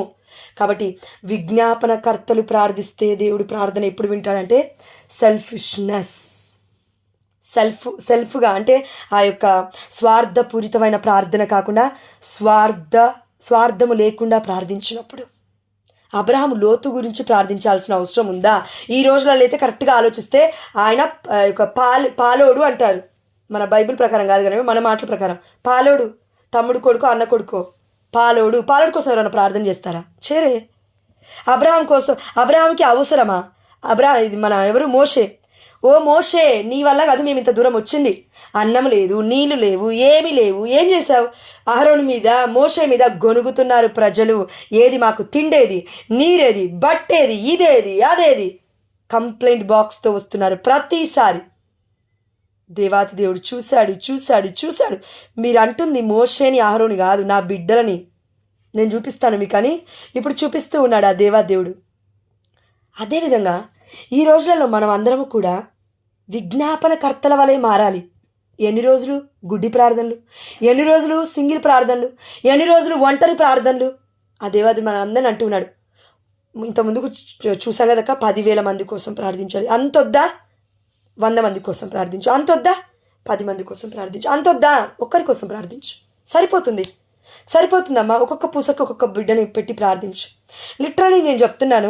ప్రణితాక మొన్నటి రోజున సాక్ష్యం చెప్తూ ఉన్నప్పుడు, అంటే వాక్యం చెప్తున్నప్పుడు అనింది కదా, నేను ఒక్కొక్క గుర్తుకి ఒక్కొక్కరు చెప్తున్నాను. నిజంగా లిటరలీ ఆ బిడ్డ గురించి దేవుడు ఏం చూపిస్తున్నా అంటే నాకు, డోంట్ బి జెలస్. ఆ బిడ్డ గురించి చెప్తున్నప్పుడు మీరు దయచేసి ఏమనుకోవద్దు ప్లీజ్. పరిశుద్ధాత్మ దేవుడు ప్రేరేపించబోతే నేను మాట్లాడను. మీరు మాట్లాడమన్నా నేను మాట్లాడను, వెళ్ళిపోతాను గ్రూప్ నుంచి. వద్దు, మనకు వద్దు, కపట మాటలు వద్దు. ఆ దేవాదేవుడు ప్రేరేపిస్తే మాట్లాడతాను నేను. ఆ బిడ్డ పూసకి ఒక్కొక్కరిని సమర్పించి ప్రార్థన చేయడం అంటే మినిమం పరిశుద్ధమైన జపమాలకి 1:15 నుండి 2 గంటల సమయం పడుతుంది. ఇది నిజం. 14 స్థలాలకి 1 గంట 45 నిమిషాలు పడుతుంది. ఒక్క ప్రార్థన విన్నపాన్ని సబ్మిట్ చేసి నువ్వు ముందుకెళ్తే. మనలో చాలామంది పరిశుద్ధమైన జపమాలని ప్రార్థిస్తూ ఉన్నప్పుడు 1/2 గంట 20 నిమిషాలలో ముగించుకొని వెళ్తూ ఉంటాము. అనకండి, బాధ్యతలు ఉన్నాయి కదా అనకండి. నిజం చెప్పండి. ఇంట్లో ఎవరు లేనప్పుడే దేవుడు అడుగుతుంది. ఇంట్లో ఎవరు లేవు, నువ్వు ఒక్కదానివే ఉన్నావు, ప్రార్థన చేసుకోవడానికి దేవుడు నీకు సమయం ఇచ్చాడు. ఆ సమయంలో సతమతం అవ్వకమ్మ, ఒక దగ్గర కూర్చొని ప్రార్థించి అంటాడు దేవుడు. ఎంత మటుకు ప్రార్థిస్తున్నాం మనలో? ఒక్కొక్క పూసకి ఒక్కొక్క కుటుంబాన్ని సమర్పించినప్పుడు ఏమవుతుంది తెలుసా? దేవుడు మాట్లాడతాడు. ఇది నిజం. విజ్ఞాపన ప్రార్థన ఎప్పుడైతే కంప్లీట్గా మనం సరెండర్ చేసుకొని నా కోసం నా భర్త కోసం అని కాకుండా ఒక్కొక్క గుర్తుని ఒప్పచెప్పినప్పుడు దేవుడికి, ఒక్కొక్క గుర్తులో దేవాదేవుడు మనల్ని దర్శిస్తూ ఉంటాడు. మరియ తల్లి మధ్యస్థ ప్రార్థన, లిటరలీ నేను చెప్తున్నాను, మరియ తల్లి అండి, నిజంగా చెప్తున్నాను. మల్లెపూల వాసన నిజంగా ఆ అక్క చెప్తుంది. టు బీ ఫ్రాంక్, నేను విశ్వసిస్తాను. ఎందుకంటే ఆ అక్క జాయిన్ అప్పుడు కొన్ని రోజులకే నేను అన్నాను, ఎవరో ఇంట్లో మల్లెపూల వాసన వస్తూ ఉంది, అమ్మ మరియ తల్లి తిరుగుతుందని. ఆ బిడ్డ కూడా గుర్తుంది ఆ విషయం, నాకు తెలుసు. అంతకన్నా ముఖ్యమైన విషయం ఏంటంటే, నాకు బస్సులో పోతున్న మల్లెపూల స్మెల్ వస్తుంది. నిర్మలక్క చెప్పాను నేను ఇంతకుముందుకు. బస్సులో నేను బాధలో భయంలో ఉన్నాను, ఒంటరిగా వెళ్తున్నాను అనుకోండి ఎక్కడికన్నా. ఈవెన్ మా అమ్మ వాళ్ళ ఇంటికి వెళ్ళినా కూడా ప్రేయర్ చేసుకుంటాను నేను. చెప్పలేం ఎవరిని ఎప్పుడు పురికొలుపుతాడు సాతానుగాడు. వాడు చచ్చిపోనుగాక ఆమెన్. ఆ దేవుడి పాదముల కింద, మన పాదముల కింద కూడా ఆమెన్. అయితే కాబట్టి మనం ఎక్కడికి వెళ్తున్నా అమ్మ మరియ తల్లి సన్నిధి దివ్య మందసమై కదిలి రా తల్లి అంటే కథం. తండ్రి కుమార పరిశుద్ధాత్మ దేవుని మోసుకొని మన దగ్గరికి వస్తుందమ్మ. బస్సులో ఉన్న ఈ మధ్య అండి ఘోరమైన విషయం చెప్పకూడదు. బాత్రూంలో అప్పుడప్పుడు యాక్చువల్లీ బాత్రూమ్ అది మేము చేపించలేదు, చాలా ఇబ్బందిగా ఉంది బాత్రూమ్ వల్ల. డోర్ కరెక్ట్గా పనిచేయట్లేదు, అవి కూడా కరెక్ట్గా లేవు. ఇంతకుముందుకు 30,000 పెట్టి చేపించాం, మళ్ళీ అది బాత్రూమ్ ఖరాబ్ అయింది. నేను అన్నాను, ఏంటయ్యా ఈ బాధ? అయ్యా మళ్ళీ ఇప్పుడు పెట్టాలా మళ్ళీ డబ్బులు? మొన్ననే రిట్రీట్ పోయి వచ్చాం, ఇప్పుడు మళ్ళీ 20,000 అది కట్టాలి, ఎట్లా తండ్రి అని అంటుంటే దేవుడు అన్నాడు, ఇది కూడా నా మీద మోపు ఈ భారాన్ని, నాకు సమస్తం సాధ్యంగా అన్నాడు. అంతకుముందు స్మెల్ వచ్చేది బాత్రూము. వెళ్తే మల్లెపూల స్మెల్ వస్తుందా అండి? యాక్చువల్లీ బాత్రూంలో ఎక్కడైనా మల్లెపూల స్మెల్ వస్తుందా? మీరు చెప్పండి అక్క, నిజంగా చెప్తున్నాను నేను, జోక్ కాదు ఇది. ఇప్పుడు కాదు వచ్చేది. పొద్దున ప్రార్థన చేసి అయిపోయిన తర్వాత 4 ఆ సమయంలో 4-5 మధ్యలో బైబిల్ చదువుతున్న సమయంలో వస్తుంది. నేను ఎందుకు చెప్తున్నాను ఇవన్నీ అంటే, మరియ తల్లి నిజంగా ఉంది. తన ప్రెజెన్స్ని, తన ఉనికిని ఆ దేవాదేవుడు తెలియపరుస్తున్నాడు. ఎందుకు తెలుసా? ఇప్పుడు మనం బిడ్డలం, దేవుడు బిడ్డలం, అవునా? దేవుడు బిడ్డలుగా ఉన్నప్పుడు తండ్రి తల్లి ఇద్దరు ఉన్నారు. అమ్మ వచ్చి కొంగుతో మనం చుట్టుకున్నప్పుడు ఎలాంటి అనుభూతి ఉంటుంది? ఒకవేళ తండ్రి చొక్కాని విప్పైతే చుట్టుకోలేడు మనల్ని, అవునా? కానీ కౌగిలించుకుంటాడు. There is a difference, right? అందుకే ఆ దేవాతి దేవుడు అమ్మ మరియ తల్లికి ఎందుకు ముగ్ధుడైపోయాడు, పరిశుద్ధాత్మదేవుడు ఎందుకు ప్రేమించాడు, యేసయ్య ఎందుకు పుట్టాడు, తండ్రి దేవుడు ఎందుకు, ఏలినవారు నీతో ఉన్నారమ్మా, నీవు భయపడకమ్మా, నీవు పరిపూర్ణ అనుగ్రహాన్ని పొంది ఉన్నావు అని అన్నాడు కదా. దీని అంతటికి కారణం ఒక్కటే, తల్లి రైచియస్నెస్. పాపంలో పడిపోవాలి, పాపంలో పడాలి అని సాతానుగాడు ఎన్ని ప్రయత్నాలు చేస్తున్నా తనను తాను త్యజించుకొని ఈ ప్రపంచంలో తల్లి ఎంత పరిశుద్ధంగా బ్రతికిందంటే మాటలు లేవు, మాట్లాడుకోవడాలు లేవు. పరిశుద్ధాత్మ దేవుడే ఎక్స్ప్లెయిన్ చేయాలి, అది నేను చేయలేను, ఇంకా నా వల్ల కాదక్క. ఇంతకన్నా ఎక్కువైతే దేవుడు రివీల్ చేయలేడు, ఇంకా నేను ఏం చేయలేను దానికి. అది మీరు అడగండి, మీరు దేవాదేవుడు మీకు రివీల్ చేయడు కాక, ఆమె అలడియా. కాబట్టి ఇక్కడ 2వ వర్షం మనం ఎక్కడ ఆగాము? కిక్కిరిసి ఉండనే అయిపోయింది. విజ్ఞాపన ప్రార్థన మనం ఎందుకు చేయాలంటే, మరియ తల్లి ఒక్కటే గుర్తుపట్టండి, జోసెఫ్ ఫాదర్ చెప్పారు, అదే నేను చెప్తున్నాను.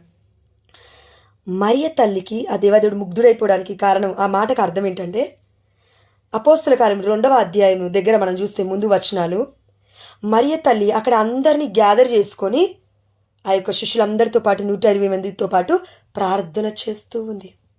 అప్పటికి దేవాదేవుడు బాధ్యత ఇచ్చేశాడు అమ్మకి. ఇదిగో నీ కుమారుడు, శిష్యుడి ప్లేస్లో మనమందరం ఉన్నాము. ఇదిగో నీ తల్లి, యోహాను ప్లేస్లో మనమందరం ఉన్నాము. అమ్మ మరియ తల్లి ప్లేస్లో అమ్మ మరియ తల్లి ఉంది. ఇప్పటికి కూడా ఆ తల్లి, నా బిడ్డలయ్యా, యేసయ్యా, నా రక్షకుడా, నా హృదయం నీ యందు ఆనందిస్తున్నది అయ్యా, నా బిడ్డలను ఒక్కసారి చూడు. యోహాను సువార్త 2వ అధ్యాయం మరియ తల్లి మధ్యస్థ ప్రార్థన కాదు చేసింది.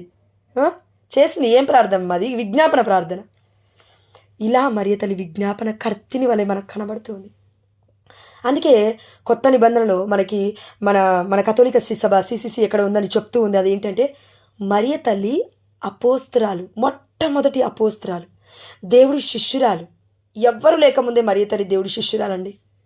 అందుకే ఈ తల్లి విజ్ఞాపన కర్తిని, ఈ తల్లి మధ్యవర్తిత్వ ప్రార్థన చేస్తుంది పరలోక రాజ్యంలో. అంతెందుకండి, యేసయ్య చేస్తుంది మధ్యవర్తిత్వ ప్రార్థన కదండి మన పరలోక రాజ్యంలో. విజ్ఞాపన కర్త మన తండ్రి, తల్లి కుమారులు చేస్తుంది విజ్ఞాపన కర్తలు. ఇంత ధన్యత్వాన్ని మనకిస్తే మనం ఉపయోగించుకోకపోతే ఎలా? అందుకే ఆ దేవాదేవుడు ఇక్కడ వాక్యం చూడండి, 3వ వచనం, కొందరు ఒక పక్షవాత రోగిని 4 సహాయముతో మోసుకొని వచ్చిరి. నీకు నాకు 4 సహాయం చచ్చిపోయేంత వరకు ఉంటుంది. అనొద్దు, జోష్నా నువ్వు ఒకదాన్ని ప్రార్థన చేస్తే అయిపోతుంది. నో అమ్మా, నువ్వు ఏకీభవించండి, నేను ప్రార్థన చేయలేను, అసలే చేయలేను. మీలో 1-2-3 ఏకీభవించండి, పరిశుద్ధాత్మ దేవుని నేను ఇన్వైట్ చేయలేను. అదేవిధంగా ఆనాడు మరియ తల్లిలో ఉన్న పరిశుద్ధాత్మ దేవుడు, ఆ తల్లి ప్రార్థిస్తున్నప్పుడు అపోస్తల మీదకి దిగి వచ్చిన పరిశుద్ధాత్మ దేవుడు ఎందుకు పరమండలమందుండి స్వర్గమునందుండి కదిలొచ్చాడంటే, మరియ తల్లి మధ్యస్థ ప్రార్థన అక్కడ ఉంది. ఎందుకు గురువులు మన మీద చేతులు బట్టి ప్రార్థించినప్పుడు పరిశుద్ధాత్మ దేవుడు అనాయింటింగ్ ఇస్తున్నాడంటే, వారి మధ్యవర్తిత్వ ప్రార్థన ఉంది. అందుకే మరియ తల్లి గురుల రాజ్ఞి, కన్యాశ్రీల రాజ్ఞి అని అంటూ ఉంది మన పరిశుద్ధమైన కథోలిక శ్రీసభ. కాబట్టి మరియ తల్లి అక్కడ పరిశుద్ధాత్మను పొందుకోవడం కాదు, పొందుకున్న తల్లే ప్రార్థన చేస్తుంటే పరిశుద్ధాత్మ దేవుడు అక్కడికి దిగొస్తున్నాడు. జోసెఫ్ ఫాదర్ ఇందాకలే చూశాను, నేను వాక్యం ఇందాకలే చూశాను. నేను ఇంతకుముందుకు నేను చెప్పాను పరిశుద్ధాత్మ ప్రేరణ వల్ల, కానీ నేను మళ్ళీ వెతుకుతున్నాను. అయ్యా నీ చిత్తము, మరి నేను ఒకటే అడిగాను, నేను ఒక్కటే అన్నాను, I don't believe anyone, you should teach me, you are my guider, you are my teacher, you are my preacher, my lord, holy spirit, please teach me అని అడిగినప్పుడు పరిశుద్ధాత్ముడు కళ్ళు తెరిచాడు, మళ్ళీ తెరిచాడు. జోసెఫ్ ఫాదర్ ద్వారా మాట్లాడారు, అన్ని విషయాలు మాట్లాడారు, ఒక్క విషయం కాదు. మరియ తల్లి ఆనాడు పొందుకుంది పరిశుద్ధాత్మ దేవుని కాదు, ప్రార్థిస్తే అనేకులు పరిశుద్ధాత్మని పొందుకున్నారు. ఎందుకంటే already she filled with the full of grace. దేవుడి యొక్క సర్వోన్నతుని శక్తి నిన్ను ఆవరించును, పరిశుద్ధాత్మ దేవుడు నీపై దిగొస్తాడు. పవిత్ర శిశువుకి నువ్వు జన్మనిస్తావంటే మామూలు విషయాలు కాదు. నువ్వు నేనేదో నోటి మాటలు మాట్లాడుకున్నంత ఈజీ కాదు. It's act. అపోస్తుల కార్యములు చెప్తుందంటే అవి కార్యములు, పరిశుద్ధాత్మ కార్యములు. అంటే నువ్వు నేను రుచి చూస్తే తప్ప మనకు అర్థం కాదు. రుచి చూచి తెలుసుకో ప్రియమైన బిడ్డ అని దేవుడు అందుకే మనతో చెప్తున్నాడు. అయితే ఇక్కడ ఈ 4 వ్యక్తులు ఒక పక్షవాత రోగిని మోసుకొని వస్తున్నారు. వీళ్ళ గొప్పతనం ఏంటి తెలుసా? వాళ్ళు కిక్కిరిసి ఉన్నారు కదా ప్రజలు, సమూహం ఉన్నారు కదా ప్రజలు. నాకేం పట్టింది, నాకేం బాధమ్మా, వేరే వాళ్ళు వ్యాధిగ్రస్తులుంటే నాకేం బాధమ్మా, వేరే వాళ్ళు పడిపోతుంటే నాకేం బాధమ్మా, వేరే వాళ్ళు విడాకులకు అప్లై చేస్తే నాకేం బాధమ్మా అంటున్నావా? దేవుడు ఇక్కడ నీతో నాతో మాట్లాడుతున్నాడు. చూడండి, నాకే ప్రాబ్లమ్స్ లేవు, నాకు ప్రాబ్లం ఉన్నప్పుడే నేను ప్రార్థిస్తా, నాకు సమస్య ఉన్నప్పుడే నేను ప్రార్థిస్తా, నేను వేరే వాళ్ళ కోసం విజ్ఞాపన ప్రార్థన చెయ్యను అని అంటున్నావా? ఇక్కడ చూడు వాక్యం ఏం సెలవిస్తుందో. నిస్వార్థమైన బిడ్డల గురించి దేవుడు మాట్లాడుతున్నాడు. కిక్కిరిసి ఉన్నందున వారు ఆయన చెంతకు రాలేకపోయారు, అందుచే వారు ఆయన ఉన్న చోటుకు పైన ఇంటి కప్పును తీసి పడకతో పాటు ఆ పక్షవాత రోగిని దించిరి. అన్నీ క్లోజ్ అయిపోయాయి డోర్స్.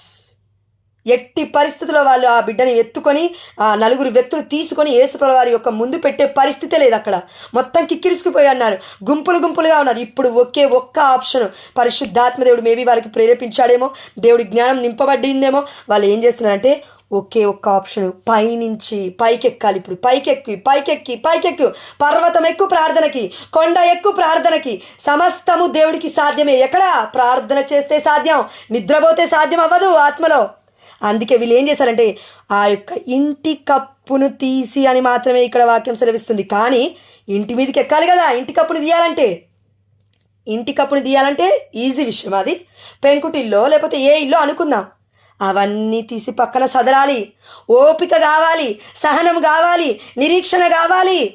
ఒక్కొక్కటి పెంకులు ఇల్లు అనుకుందాం, పెంకులు తీసి పక్కకు పెట్టాలి. ఒక్కొక్కటి ఆ వ్యక్తిని దించాలి అంటే 4 కలిసి దింపాలి.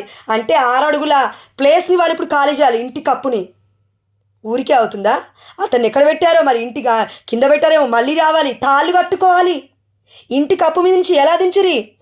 ఇదిగో ఆ వ్యక్తిని యేసుప్రభువు వారు ఉన్న చోటికి పైన ఇంటి కప్పు నుంచి తీసి పడకతో పాటు పడక ఎట్లా వెళ్తున్నాడు? ఇసిరేస్తారా పైనుంచి? వాళ్ళ ఇంటి కప్పు మీద నుంచి చచ్చిపోతాడు బిడ్డ. ఆల్రెడీ అదే సిచ్యువేషన్లో ఉన్నాడు. కానీ బ్రతికించడానికి జీవం దగ్గరికి తీసుకొచ్చారు. అయితే ఇప్పుడేమవుతుందంటే దేవుడు చూసింది పక్షవాత రోగిని కాదు, వారి విశ్వాసముని చూచిన యేసు పక్షవాత రోగితో, కుమారా నీ పాపములు క్షమింపబడినవి, ఆమేన్, హల్లెలూయా. అందుకే ప్రవక్తలు అనేకులు ప్రార్థిస్తే వారి పాపాలు క్షమింపబడ్డాయి. ప్రజల పాపాలు ఎందుకు? ప్రార్థించారు, మొరపెట్టారు, మోకరించారు, వేడుకున్నారు, అడుక్కున్నారు. వారికి శక్తులు ఎన్ని ప్రయత్నాలు చేయాలో అన్ని ప్రయత్నాలు చేశారు. విజ్ఞాపన ప్రార్థనలు చేయని బిడ్డలు నిద్రపోతున్నారు.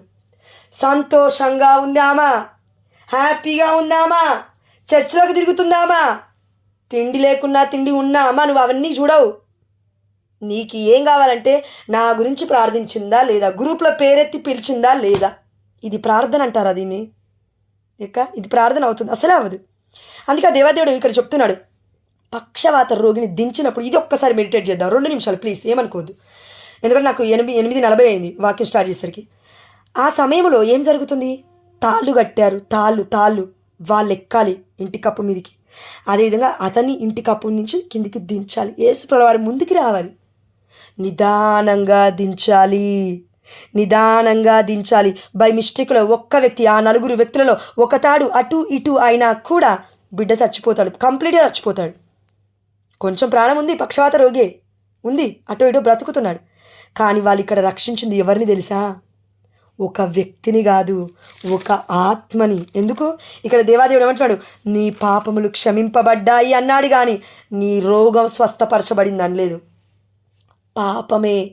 రోగము పాపము ద్వారానే వస్తుంది. మనలో చాలామందికి మేబీ పరిశుద్ధంగా జీవించి పునీతులంత గొప్ప వాళ్ళని మనం అవ్వాలని ఆత్మదాహంతో ఉండి దేవుడి చిత్తాన్ని చేస్తూ, దేవుడి కోసం కృంగిపోతూ, దేవుడి కోసం శరీరాన్ని నలగొట్టుకుంటే, త్రుంచబడుతూ, విరగ్గొట్టబడుతుంటే అది వేరే లెవెల్. మళ్ళీ అక్కడ వరకు వద్దు, మనం ఇక్కడనే ఉందాం. విజ్ఞాపన ప్రార్థన మట్టుకే మనం ఉందాం. ఈ రోజున ఉందాం అక్క, మనం అందరం కూడా. ఆ దేవదేవుడు అంటున్నాడు, ఆ దేవాదేవుడు అయితే risk, there is a risk in this act. ఈ యొక్క క్రియలో, ఈ యొక్క పరిచర్యలో వారు చేస్తున్న ప్రేమ పరిచర్య రూపకములో కనబడుతుంది యేసయ్యకి. అదేంటంటే పాపాలను క్షమించాలి, ఆ బిడ్డని దేవుడు స్వస్థపరచాలి, ఆ బిడ్డని దేవుడు ముట్టాలి. నువ్వు నేను ఇలా ప్రార్థించగలుగుతున్నామా?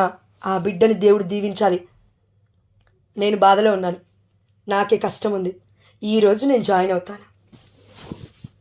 నాలాగా ఎంతోమంది బాధపడుతున్నారు కాబట్టి సేమ్ రిలేటెడ్గా ఉన్న ప్రాబ్లంతో నేను ప్రార్థిస్తాను. ఇప్పుడు నాకు గర్భఫలం లేదనుకుందాం, యేసునామంలో ఉండునుగాక ఆమె నలుడుగా. కానీ నేను మామూలుగా చెప్తున్నాను, ఊరికి అనొద్దు నెగిటివ్ మాటలు కాబట్టి. It's a gift of God, tongue is a gift of God. So let me proclaim the truth, the life. So దేవాదేవుడు ఏమంటున్నాడంటే ఈ సమయంలో నాతో పాటు 30 మంది పేర్లు తీసుకొని లిస్ట్ రాసి రోజు నేను అది పెట్టుకుంటూ పోయాను. గర్భఫలం కోసం ప్రార్థించండి, గర్భఫలం కోసం ప్రార్థించండి. మిగతా వాళ్ళందరూ చచ్చిపోవాలమ్మా ఆ టైంలోపు, అనారోగ్యంతో ఉన్నారు కదా బిడ్డలు, మరి వాళ్ళ కోసం ప్రార్థించవా? ఎందుకు 1 మంత్కి ఒకసారి రిపీటెడ్గా పెడుతూ ఉంటాను వేరే వేరే వేరే వాళ్ళే అంటే అది రీజన్. అంతేగాని ఆయన రెగ్యులర్గా కొంతమంది ఎందుకు పెడతానంటే అప్పుల బాధలలో ఉన్నారు బిడ్డలు, చచ్చిపోతారు. నీకు లేవుగా అప్పుల బాధలు, నీకు ఇండ్లు ఉన్నాయిగా, ఆ బిడ్డలకు లేవు ఇండ్లు, కప్పులు కూలుతున్నాయి, వర్షం పడుతుంది, కారుతుంది ఇల్లు, వాళ్ళ కోసం ప్రార్థన చేయి, ఇంట్లో ఉన్నావుగా. ఈరోజు స్త్రీలు, నేను రోడ్డు మీద నుంచి వస్తున్నానక్క, ఎంత దుర్బలమైన స్థితి అంటే నాకు అసహ్యం వేసింది, అయ్యో అనిపించింది కూడా. 2 స్త్రీలు చీర కట్టుకొని ఉన్నారు, రోడ్డు మీద టాయిలెట్ పోతూ ఉన్నారు వాళ్ళు. బా, ఎంత పెద్దవాళ్ళు తెలుసా వాళ్ళు, ఉంటారు 40 ఏళ్ళు 35 ఏళ్ళు. బో దేవా, ఎక్కడ ఒకటి ఇలా ఏదో గ్రిల్ లాగా ఉంది, ఆ గ్రిల్ నుంచి అందరికీ కనబడుతున్నారు వాళ్ళు. ఈవెన్ పురుషులు కూడా, జెంట్స్ కూడా ఆ సైడ్ పోయారు, ఈ సైడ్ వీళ్ళు ఉన్నారు. చిలకలు కూడా క్రాస్ రోడ్ దగ్గర ఫుల్ బస్సెస్ ఉంటాయి, ఫుల్ ఆటోలు ఉంటాయి, ఫుల్ వ్యక్తులు నడుస్తుంటారు. నాకు అనిపించింది, దేవా అనిపించింది. మరి ఆ బిడ్డకు వస్తుంది అర్జెంటుగా, ఏం చేస్తాం? గవర్నమెంట్ ఏమో నిద్రపోతుంది కొన్ని సమయాలలో. ఇలాంటి ప్లేస్లలో పెట్టాలి కదా, పబ్లిక్ ప్లేస్లలో, కొన్నిట్లలో పెట్టారులేండి. కానీ దేవుడు ఇన్ని సమకూరుస్తున్నాడు. నీకు వాష్రూమ్ అర్జెంటుగా వస్తున్నప్పుడు అర్థమవుతుంది బాత్రూమ్ గొప్పతనం. తక్కువ అంచనా వేయకు. వాష్రూమ్ అర్జెంటుగా వస్తున్నప్పుడు, పొట్ట మొత్తం పగిలిపోతున్నప్పుడు అర్థమవుతుంది దాని యొక్క గొప్పతనం. చీ, అసహ్యంగా ఉంది కదా, ఎవరో వచ్చి పోయారు కదా అని పోకుండా ఉండలేవు, ఉబ్బ పట్టుకోలేవు, చచ్చిపోతావు. లేకపోతే ఎట్లా ఉన్నా సరే క్లీన్ అన్నా చేసుకొని పోతావు నువ్వు. మరి ఎందుకు దేవుడి చిత్తం అలా చేయట్లేవు? ఓకే, ఇది బ్యాడ్గా ఉంది ఎగ్జాంపుల్, కానీ ఎందుకు మిగతా ఈ లోక విషయాలే అంత గొప్పగా, అంత కష్టంగా, వామ్మో నేను చచ్చిపోతానేమో అనుకుంటున్నాం కదా, మరి దేవుడి పరిచర్య ఎందుకు చేయకపోతే నేను ఈరోజు చచ్చిపోతానేమో, నా ఆత్మకి నేను లెక్క చెప్పాలి, బిడ్డల ఆత్మకి నేను లెక్క చెప్పాలి. అదే ఆత్మ, ఆ దేవాదేవుడు ఇక్కడ రక్షించింది. ఎందుకంటే బిడ్డల విశ్వాసము చూసి ఒక వ్యక్తి పాపము క్షమాపణ పొందుకోకముందే చచ్చిపోతే ఆ దేవాతి దేవుడి సన్నిధికి చేరడు. పక్షవాత రోగిలో చచ్చిపోతే పాపాలు క్షమింపబడవు. కాబట్టి ఆ దేవాతి దేవుడి యొక్క సన్నిధిలోకి ఆ ఆత్మ చేరదు. కాబట్టి రోగితో, కుమారా నీ పాపములు క్షమింపబడ్డాయి అని అన్నాడే కానీ నీ వ్యాధి స్వస్థపరచబడింది అనలేదు. దాని తర్వాత 12వ వచనం, వెంటనే వాడు లేచి అందరి ఎదుట తన పడకను ఎత్తుకొని వెళ్ళిపోయాను. దాన్ని చూచిన అచటి ప్రజలందరూ ఆశ్చర్యపడిరి. ఇట్టివి మనము ఎన్నడూ చూడలేదు అని దేవుని స్తుతించిరి. మరి నువ్వు నేను ఎందుకు స్తుతించలేకపోతున్నాం? గ్రూప్లో ఎంతోమంది బిడ్డలు సాక్ష్యాలు పంచుకుంటున్నారు, ఎందుకు స్తుతించలేకపోతున్నావు? We are not doing the idol worship. విగ్రహారాధన అంటే ఏంటో తెలుసా? దేవుణ్ణి కళ్ళ ముందు పెట్టుకొని కూడా ఆరాధించకపోవడం, నిన్ను నన్ను పెట్టుకొని ఆరాధించడం. నిన్ను నన్ను కళ్ళ ముందు పెట్టుకొని ఈరోజు నా గురించి గొప్పగా మాట్లాడితే నేను ప్రార్థనలో ఉంటాను, ఈరోజు నా గురించి గొప్పగా మాట్లాడితే నేను ప్రార్థనలో ఉంటాను, ఈరోజు నా పేరు పెట్టి పిలిస్తేనే నేను ప్రార్థనలో ఉంటాను, లేదంటే అవసరం లేదు. విగ్రహారాధన ఇది. నిన్ను నీవుగా ముందు పెట్టుకుంటున్నావు చూడు, దేవుని వెనక్కి పెట్టి. This is also idol worship. మన ఆరోగ్య స్వామి ఫాదర్ చెప్పారు. కాబట్టి అక్క ముగిస్తూ ఉన్నాను. అయితే ఆ దేవాదేవుడు ఒకటే చెప్తున్నాడు, విజ్ఞాపనకర్తలకి రిస్క్ ఉంటుంది. దెర్ ఈజ్ ఎ రిస్క్ ఏంటి? ఆపదేంటి? కప్పుని తీయాలి, ఓపిక పట్టాలి, పర్వతం ఎక్కాలి, దేవుణ్ణి ప్రార్థించాలి, స్తుతించాలి. కింద పడిపోతున్నట్లుగా అనిపిస్తుంది. ఒకవేళ బై మిస్టేక్లో ఆ కప్పు అటు ఇటు కదిలి సడన్గా ఏ వ్యక్తి అయినా కాలు జారి కింద పడితే ఇంటి నుంచి వాడికి కూడా, అంటే ఆ వ్యక్తికి కూడా ఆ యొక్క శారీరకంగా ప్రమాదమే, చచ్చిపోయేది కూడా తెలియదు బై మిస్టేక్లో ఆ కప్పు నుంచి కింద పడితే. ఈ వ్యక్తిని కాపాడడానికి వచ్చారు కానీ ఇంకో 4 వ్యక్తులు చచ్చిపోయేది తెలియదు. అంటే ఈతగాడి దగ్గరికి, ఇప్పుడు ఫర్ ఎగ్జాంపుల్ ఒక చూస్తున్నాం న్యూస్లలో చాలామందిని, ఒక సెలయేరు దగ్గరికి వెళ్ళి, ఒక చెరువు దగ్గరికి వెళ్ళి, ఒక ఏరు దగ్గరికి వెళ్ళి, సముద్రం దగ్గరికి వెళ్ళి కెరటాల దగ్గర ఆడుకుంటున్నారంట వాళ్ళు. ఆ వ్యక్తిని కాపాడబోయి ఈయన కూడా వెళ్తాడు, ఆ వ్యక్తితో పాటు ఇంకో నలుగురిని కూడా తీసుకెళ్తారు. చాలా మటుకు జరిగినాయి కదా. There is a risk. అదేవిధంగా విశ్వాస జీవితంలో చాలా రిస్క్ ఉంటుంది, కానీ ఆ రిస్క్ నీ ఒక్కదాని వల్ల అవ్వదు. దేవుడు నీకు నాకు తోడై ఉన్నాడు, ఇది మర్చిపోవద్దు. దేవుడు నీకు నాకు పరిశుద్ధాత్మ శక్తిని ఇచ్చాడు. దేవుడు ఏదైనా ఇవ్వకుండా చెయ్యి అనడు, అసాధారణమైనది ఇవ్వకుండా చెయ్యి అనడు. అసాధారణమైన పనులు కూడా చేయాలి అంటే అసాధారణమైన శక్తి ఏదో ఇచ్చుండాలి, దాని పేరే పరిశుద్ధాత్మ శక్తి. కాబట్టి ప్రియమైన దేవుడు బిడ్డలారా, మనందరికీ చెప్తున్నాడు, నువ్వు రిస్క్ చెయ్యమ్మా. ఎక్కడికి? కప్పేం ఎక్కకలే, మామూలుగా కళ్ళకి కనబడుతున్నట్టుగా చెప్తూ ఉన్నానండి. ఆ దేవదేవుడు చెప్తున్నాడు, ఆ బిడ్డ అక్కడి నుంచి పడిపోతే చచ్చిపోయేవాడే. ఆ బిడ్డే కాదు, ఇతను కూడా పక్షవాత రోగి అయ్యే ఛాన్స్ ఉంది, కుష్ఠుడయ్యే ఏమంటారండి కుంటివాడయ్యే ఛాన్స్ ఉంది, తన యొక్క కుటుంబం కూడా రిస్క్లో పడే ఛాన్స్ ఉంది. అయినప్పటికీ రిస్క్ మొత్తం పక్కకు పెట్టి దేవుడి శక్తి మీద ఆధారపడుతూ ఉన్నారు వాళ్ళు. దేవుడి స్వస్థపరుస్తాడు, దేవుడి బోధిస్తున్నాడు, యేసయ్య పాపలను క్షమిస్తున్నాడు, అనేకులకి స్వస్థత ఇచ్చాడు. నా ఫ్రెండ్కి ఎందుకు ఇవ్వడు? నా బిడ్డలకు ఎందుకు ఇవ్వడు? నా యొక్క పొరుగు వారికి ఎందుకు ఇవ్వడు? పొరుగు వారిని నిన్ను ప్రేమించినట్లే నువ్వు పొరుగు వారిని ప్రేమించంటే ఇది ఆన్సర్. ఈరోజు దేవాదేవుడు మనకి చెప్తున్నాడు, ఇన్ని రోజుల నుంచి మనం ప్రేమించిన ప్రేమ వ్యర్థము. దేవుని పూర్ణ శక్తితో, పూర్ణ బలముతో, పూర్ణ ఆత్మతో ఆరాధిస్తున్నావా? మొదటి ఆజ్ఞ లాంటిది రెండవ ఆజ్ఞ కూడా ఇట్టిదే అని గాస్పల్స్లో దేవుడు చెప్తూ ఉన్నాడు, సువార్తలలో ముగించున్నాడు. ఆమేన్, హల్లెలూయా.